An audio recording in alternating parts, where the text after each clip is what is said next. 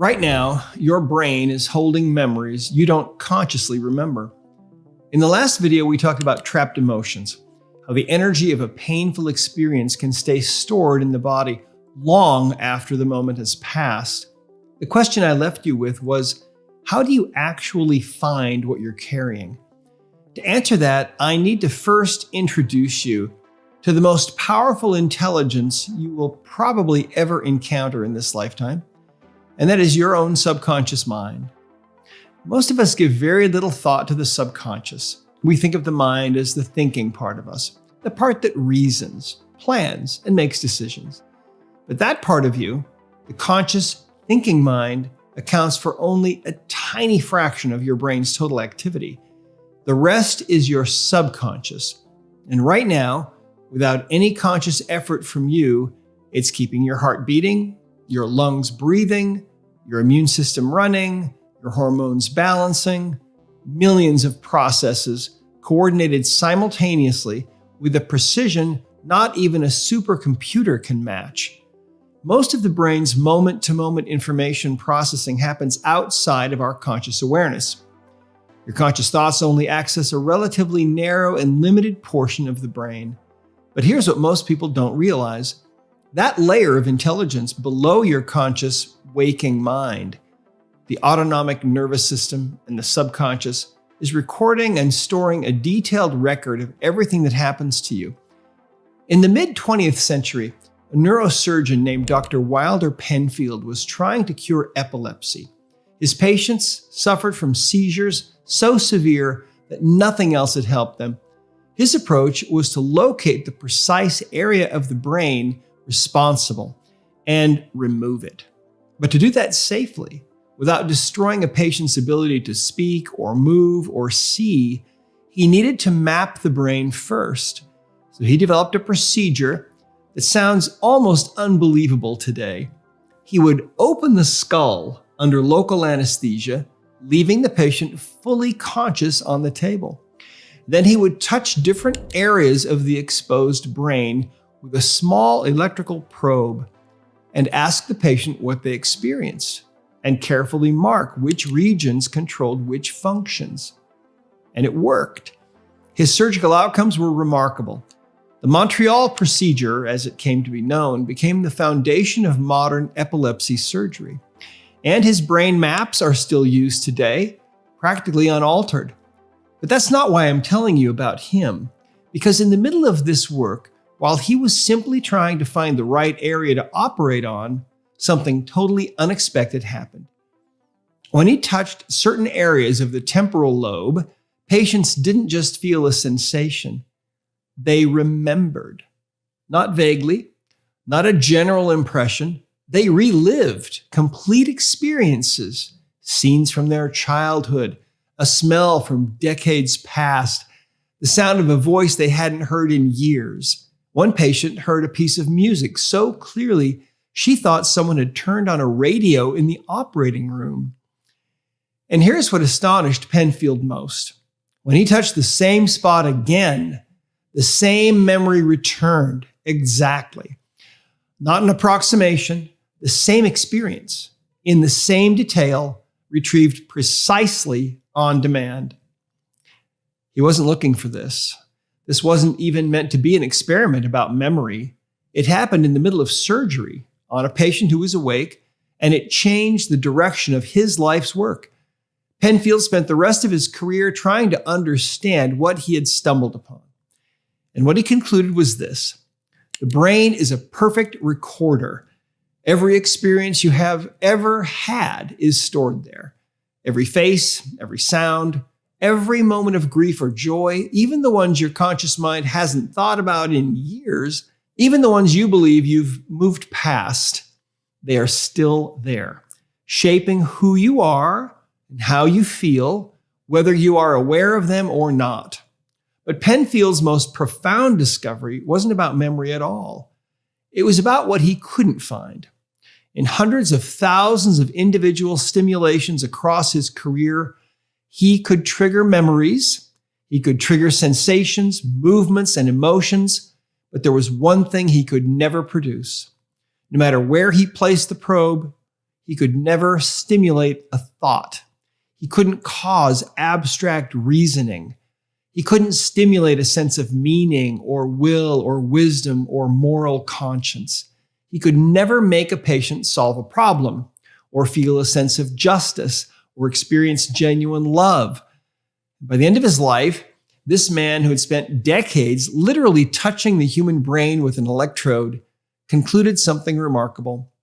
The deepest part of who you are cannot be found in the brain.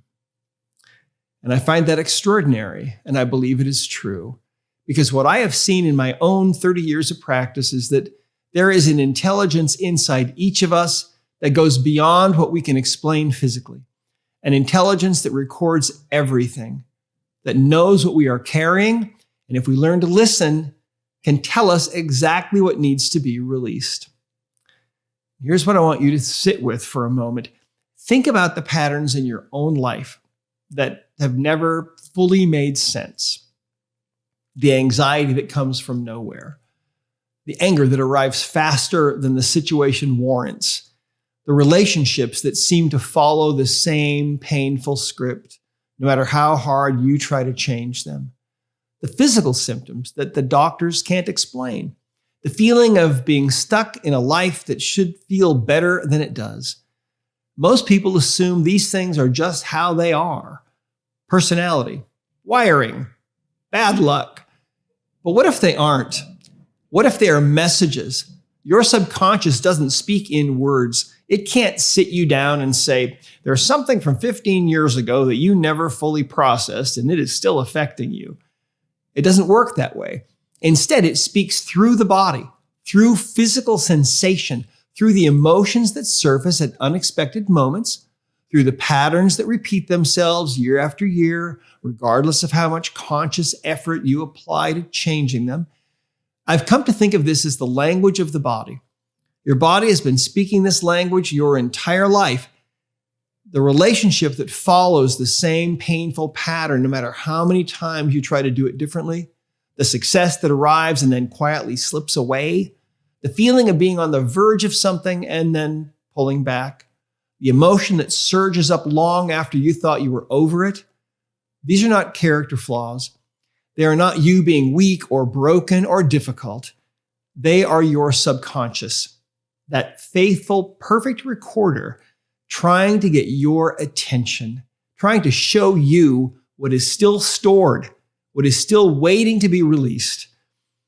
The problem has never been that the information isn't there. The problem is that nobody taught us how to listen. Now, here's where this becomes practical.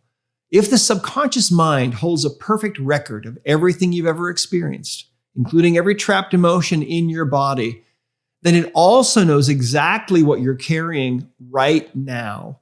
It knows what emotions are stored. It knows when they became trapped. It knows what events created them. Your conscious mind may have moved on, but your subconscious hasn't forgotten anything. And this is something I believe with my whole heart. That intelligence was put there intentionally. It is a gift, the body's innate wisdom, what I believe is a divine endowment designed not just to run your systems, but to guide your healing. Once I began to understand this, it changed how I saw every patient who came through my door. They weren't broken. They were carrying something. And somewhere inside them, the record of exactly what that was and what to do about it was already there. So the question becomes, how do you actually access that intelligence? How do you begin to have that conversation with your own subconscious mind? The subconscious doesn't speak in words. It communicates through the body, through physical sensation, through pain, through symptoms, through a kind of knowing that arrives before conscious thought can catch up. And it can only answer one way, yes or no, true or false. This is good for you or it isn't. Which brings me to something I think about a lot. Think about what happens in the body of a world-class athlete. A tennis player returning a 130 mile per hour serve has roughly 400 milliseconds from the moment the ball leaves the racket to the moment it arrives. The human conscious mind needs at least 500 milliseconds just to register a stimulus and begin forming a response. The math doesn't work. Conscious thought is too slow. What's actually happening, what every elite athlete learns to trust, is something deeper. The body is reading the situation, calculating trajectory, coordinating dozens of muscle groups, and executing a precise response before the conscious mind has processed anything at all. Your mind knows things your conscious mind doesn't. It processes information faster at a deeper level with a precision that conscious thought simply cannot match. And here's what the greatest athletes and performers in the world have learned. You don't fight that intelligence. You learn to trust it. You get out of your own way and let the deeper wisdom do what it already knows how to do.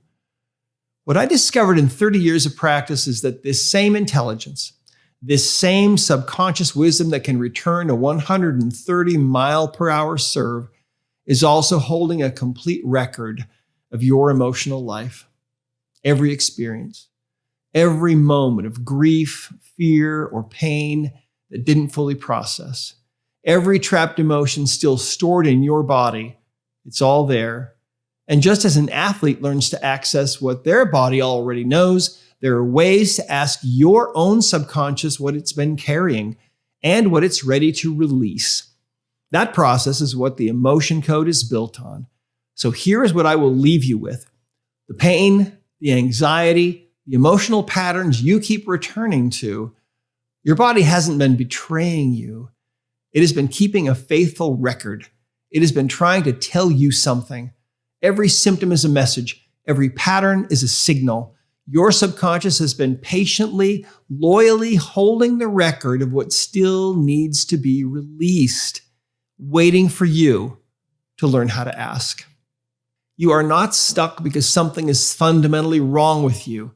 You are carrying something that can be found, something that can be released, and the most complete guide to what that is already inside you. What I've shared today is the foundation.